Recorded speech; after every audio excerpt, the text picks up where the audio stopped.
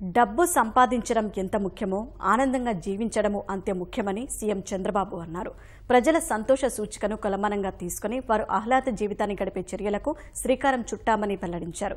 సాంకేతిక సాయంతో పారదర్శకత, జవాబుదారీతనాన్ని పెంచి అవినీతి రహిత ఆంధ్రప్రదేశ్గా రాష్ట్రాన్ని ఉంచేందుకు కృషి చేస్తున్నామని సుపరిపాలనపై ఇచ్చిన శ్వేతపత్రం ద్వారా స్పష్టం చేశారు.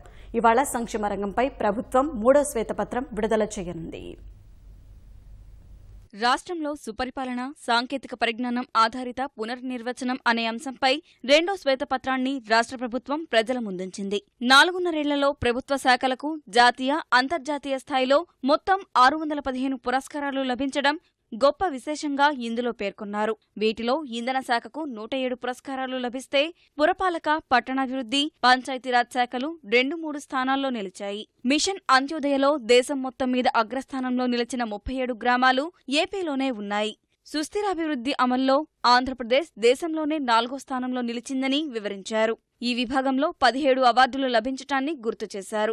80% ప్రజా సంతృప్తి స్థాయి కోసం పరిష్కార వేదిక, 1100 కాల్ సెంటర్తో పాటు మొబైల్ ఆధారిత యాప్లు, పీపుల్స్ ఫస్ట్, సీఎం కనెక్ట్ వంటి విధానాలను తీసుకొచ్చిన తీరు వెల్లడించారు. వీటి సాయంతో ప్రభుత్వంతో ప్రజలు నేరుగా సంప్రదించే విధానానికి శ్రీకారం చుట్టినట్లు తెలిపారు. ప్రకృతి వైపరీత్యాలు లేదా ఏదైనా పెద్ద ప్రమాదాలు జరిగినప్పుడు వెంటనే ఆర్టీజీఎస్ సాయంతో స్పందించే తీరును 2వ శ్వేతపత్రంలో వివరించారు. ముందస్తు వాతావరణ హెచ్చరికలతో ప్రజలను అప్రమత్తం చేయడంతో పాటు పోలవరం ప్రాజెక్టు పనులను నిత్యం సీసీ కెమెరాలు, డ్రోన్ల సాయంతో పర్యవేక్షిస్తున్న విధానాన్ని తెలియపరిచారు.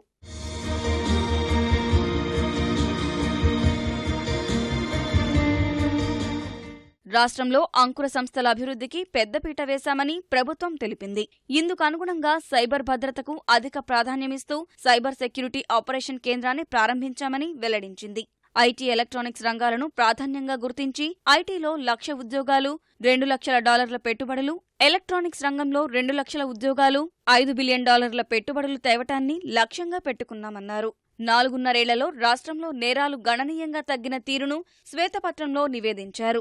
మహిళలపై నేరాల నియంత్రణకు షీ టీం, మహిళా రక్షక్ బృందాలను అందుబాటులోకి తెచ్చామన్నారు. ఎర్రచందనం స్మగ్లింగ్ నియంత్రణకు ప్రత్యేక కార్యదళాన్ని ఏర్పాటు చేయడంతో సహా వేలం ద్వారా 1,200 కోట్ల ఆదాయం సమకూర్చిన తీరును వివరించారు. మద్యం గొలుసు దుకాణాల నియంత్రణపై ప్రజల్లో 75.23% మేర సంతృప్తి ఉందని సర్కారు నివేదించింది.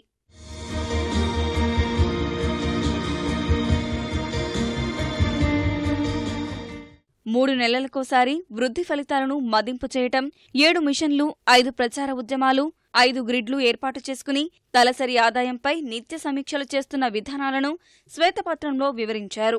వయాడక్ట్ విధానంతో ప్రభుత్వ పనితీరు మెరుగుపరుచుకుంటుండడం, రైతుల ఆదాయాన్ని రెట్టింపు చేసిన విధానాలను సవివరంగా శ్వేతపత్రం ద్వారా ప్రభుత్వం వివరించింది.